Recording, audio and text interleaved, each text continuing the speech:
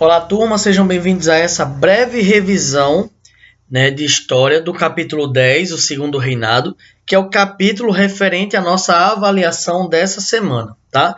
Então, aqui é um breve resumo, no qual vocês depois, logicamente, também vão ler as páginas com calma e tal, e vão conseguir fazer a avaliação com tranquilidade, tá bem? Então, vamos lá. Capítulo 10, Segundo Reinado, como o nome já diz. Vamos falar sobre o pós-período regencial. Vamos lembrar que o Brasil Império foi dividido em 3 períodos, né? Primeiro, reinado, o período regencial e o segundo reinado, né? Então, o segundo reinado acontece por causa, dos grandes conflitos políticos, da instabilidade política que aconteceu durante o período regencial, que o Brasil foi governado por regentes, né? Dom Pedro I tinha abdicado do trono, Dom Pedro II era de menor ainda, não podia governar, e aí regentes governaram o país, porém, vocês vão lembrar que houve muitos conflitos nesse período, né? Balaiada, Sabinada, Farroupilha, dentre outros conflitos que aconteceram dentro de todo o território nacional. Daí, buscando centralizar o poder novamente e dar uma estabilidade uma estabilidade política ao Brasil naquele período, foi pensado o golpe da maioridade, como assim ficou conhecido. O golpe da maioridade fazia com que antecipasse a maioridade de quem? De Dom Pedro II. Dom Pedro II, na época, com 14 anos de idade, foi antecipado sua maioridade e assim ele pôde ocupar o trono de imperador do Brasil. Então, o golpe da maioridade foi esse período, esse golpe, que fez com que Dom Pedro II alcançasse a maioridade mesmo sem tê-la, Então, esse é o famoso golpe da maioridade. Lembrando que o período do Segundo Reinado durou 49 anos, foi o período mais longo, mais extenso da história do Brasil, onde houve o governo de Dom Pedro II de 1840 a 1889, Lembremos aí, o Brasil Império inicia em 1822 até 1831, Dom Pedro abdica, 1831 a 1840 é o período regencial, e de 1840 a 1889 é o período do segundo reinado governado por Dom Pedro II. Então vamos lá. Nesse período, claro que um pouco antes, mas é durante o período regencial e o período do segundo reinado que vai ter uma grande exportação de café no Brasil para o exterior. Então o Brasil, embora exportasse outros produtos como açúcar, como tabaco, como algodão, o café passou a ser o principal produto a ser exportado, pois estava gerando muitos lucros, Então é sempre bom, é sempre importante a gente lembrar que o principal produto exportado nesse período do segundo reinado foi o café, O café que era trabalhado nas fazendas por quem? Pela mão de obra escravizada, Escravos, pessoas escravizadas trazidas da África ou descendentes que aqui já estavam, que eram escravizados também, que trabalhavam como mão de obra nas grandes fazendas de café, fazendo todo o trabalho, desde o plantio até o carregamento para os navios.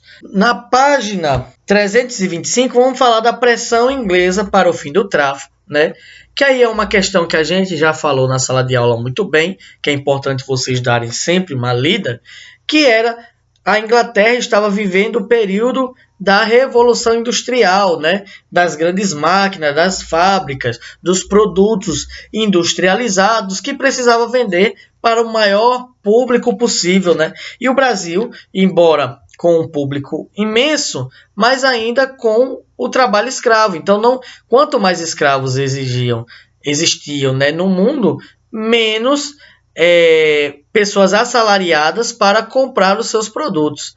Então, a Inglaterra passa a pressionar o Brasil para que o Brasil acabe com a escravidão, né? Uma dessas pressões foi a Lei Bill-Arbidin, aprovada em 1845, em que essa medida permitia que os ingleses interceptassem navios no Atlântico para impedir o tráfico. Ou seja, qualquer navio de qualquer nação que estivesse passando ali pelo Oceano Atlântico, trazendo pessoas escravizadas da África, poderia ser interceptado pela Inglaterra, né? Então, para que diminuísse esse fluxo de pessoas escravizadas. Outra lei que foi aprovada graças a essa pressão inglesa, porém essa foi uma lei brasileira, foi a Lei Eusébio de Queiroz, de 1850, que encerrou, que acabou, que fez com que o tráfico de escravizados no Brasil acabassem, para o Brasil acabassem. Em 1850, a Lei Eusébio de Queiroz fez com que fosse encerrado o tráfico de escravizados para o Brasil, diminuindo assim, ao longo dos anos, o número de escravizados no país, né? Vamos dar um avanço aqui para as próximas páginas.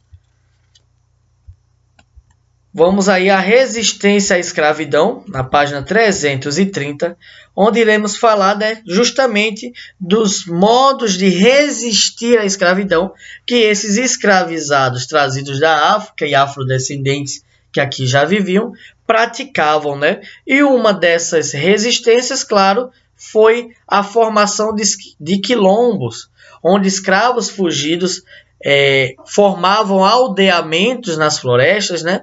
No meio das matas, e esses aldeamentos, chamados de quilombos, os escravos ali se escondiam, praticavam a sua cultura, praticavam o seu modo de vida muito parecido com um modo de vida na África, podiam falar sua língua, né? E também podiam praticar a sua religião, né? O quilombo foi muito importante nesse processo de resistência, mas a resistência não aconteceu só nos quilombos, mas também a resistência cultural, né? Quando os africanos e afrodescendentes aqui escravizados praticavam a sua religião escondido, por exemplo, ou quando escondidos cultuavam os seus orixás, ou falavam sua língua escondido dos seus senhores, né? Ou até na alimentação, né, trazendo elementos da cultura africana para o Brasil. Isso também era um modo de resistir à escravidão e à imposição cultural dos senhores nesse período, né? Muito interessante vocês darem uma lida nessas duas páginas sobre a resistência à escravidão. Vamos dar um avanço e vamos aqui no processo de modernização, né? Que é o período em que o Brasil começou a se modernizar. Claro que isso já vem ao longo dos anos, mas aí a construção de várias ferrovias, com os trens, as Marias Fumaças, né, as fábricas, que iniciavam esse período de industrialização no Brasil. Temos também a questão para falar sobre a Guerra do Paraguai. Essa questão é importante, a gente debateu bem na sala de aula, em que, basicamente, foi o Paraguai contra 3 países, Brasil, Argentina e Uruguai. Qual foi, basicamente, o motivo desse conflito? O motivo desse conflito foi a bacia do Rio da Prata, né, que era importante demais para o Paraguai, porque o Paraguai estava economicamente crescendo e buscando crescer economicamente, e crescer economicamente significa ter acesso ao mar para comercializar com outros países, principalmente a Inglaterra, né? Que era um grande país econômico na Europa e que fazia muito comércio com a América do Sul. O que acontece? Brasil tem acesso ao mar, o Uruguai tem acesso ao mar, a Argentina tem acesso ao mar, o Paraguai não tem. O único acesso seria pela bacia do Rio da Prata, que era de interesse do Paraguai, mas também de interesse da Argentina, Uruguai e Brasil. Então, para manter o controle da região da bacia do Rio da Prata, houve o conflito entre esses três países contra o Paraguai. Foi um conflito em que o Paraguai saiu perdedor, um conflito bastante violento que nós vimos na sala de aula, mas basicamente foi por intenção comercial e econômica que essa guerra aconteceu. Vamos fazer mais um avanço. Lembrando que eu estou fazendo uma revisão breve, mostrando os principais pontos em que vocês devem focar para fazer uma boa avaliação, tá ok? Vamos fazer mais um avanço. Veja que, embora o capítulo seja longo, né, seja extenso, nós não vamos pegá-lo todo, né? Vamos falar um pouco sobre os imigrantes europeus, a questão da imigração nesse período do século XIX, em que muitos europeus estavam buscando melhores condições de vida, saindo da Europa e buscando o Brasil, né? Esses imigrantes vinham para cá, geralmente para trabalhar, né, com suas famílias, nas grandes lavouras de café. Essas lavouras que, principalmente ali no Vale do Paraíba, ali na região de São Paulo e Rio de Janeiro, funcionavam várias fazendas de café, né? Não só ali, mas principalmente ali. Então, vários imigrantes migraram dos seus países europeus e vieram trabalhar aqui no Brasil, né? Num primeiro momento, quem bancava essa imigração eram os fazendeiros, mas depois o Brasil passa a custear essa vinda desses europeus da Europa para o Brasil, de modo que os imigrantes iam pagando ao longo dos anos esse custo, né? É interessante isso. Duas questões, né? A gente até falou na sala de aula. Uma era que, por causa da lei Eusébio de Queiroz em 1850, não havia mais o tráfico de pessoas escravizadas. Então, a mão de obra nas fazendas de café diminuiu. Outra questão era que buscava-se fazer um embranquecimento da população, né, para que a sociedade brasileira alcançasse maior progresso, né? Isso era um pensamento preconceituoso da época, mas que a questão da mão de obra e o embranquecimento foram questões usadas para trazer os imigrantes europeus para trabalharem no Brasil. Sobre o movimento abolicionista, que aí já começa, né, com a Lei Bill-Aberdeen, com a Lei Eusébio de Queiroz, tivemos outras leis que auxiliaram, né, nessa abolição da escravidão. Uma delas foi a Lei de 1871, a Lei do Ventre Livre, que tornava livres os filhos de escravizados nascidos a partir de 1871. Todo filho de escravizado seria agora livre. Entretanto, a lei permitia ao proprietário da mãe escolher entre usufruir do trabalho do seu filho até que ele completasse 21 anos de idade ou receber uma indenização do governo em troca da sua libertação, né? Então, o proprietário escolhia usar o menino como, entre aspas, né, escravizado para ele até os 21 anos, ou deixava essa criança livre, recém-nascida livre, né, e recebia uma indenização do governo em troca disso, né?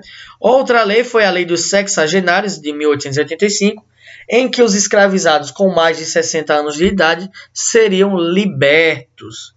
E, por fim, em 1888, a Lei Áurea, né, que proclamou a abolição da escravidão no Brasil. Acabou a escravidão, a lei assinada pela Princesa Isabel, em que o regime de escravidão no Brasil teria um fim, né? Com isso, temos a questão do fim do Império, né? Que junta várias questões, é bom vocês darem uma lida aqui, bem interessante, que a gente até falou na sala de aula muito bem, né? Os militares, muito por causa da Guerra do Paraguai, que saíram fortalecidos da guerra, mas que não foram muito bem aproveitados pelo Dom Pedro II, né? Os cafeicultores que estavam bem críticos a Dom Pedro II por conta da abolição da escravidão, no qual eles perderam muita mão de obra, né? Escrava, ou seja, eles tiveram perca nos lucros, e também a questão da república, em que muitas pessoas, soldados, cafeicultores, intelectuais e políticos estavam já com o pensamento de tornar o Brasil um país republicano, sendo que o Uruguai já tinha república, a Argentina já tinha república, né? Países vizinhos, a república já funcionava, e aqui o Brasil era uma grande monarquia, né? Uma monarquia em que é centralizado o poder em uma única pessoa, né? Então, no Brasil república, teria-se eleições, no qual votaria-se para os seus representantes. Motivados por isso, né, há um golpe de Estado organizado, liderado por Marechal Deodoro da Fonseca, que no dia 15 de novembro de 1889 é proclamado o golpe da República, né? Deodoro, no comando de militares republicanos e alguns civis, tomou o poder federal e proclamou a República no Brasil, dando fim, né, a esse período do Brasil Império, onde o Brasil foi uma monarquia, e iniciando o período do Brasil República, que inicia em 15 de novembro de 1889 e dura até hoje, tá bom? Então, essa é a nossa breve revisão, que vocês vão também dar uma lida nessas páginas, né? Principais pontos, e com certeza farão uma boa prova. Então, até a avaliação. Tchau, tchau.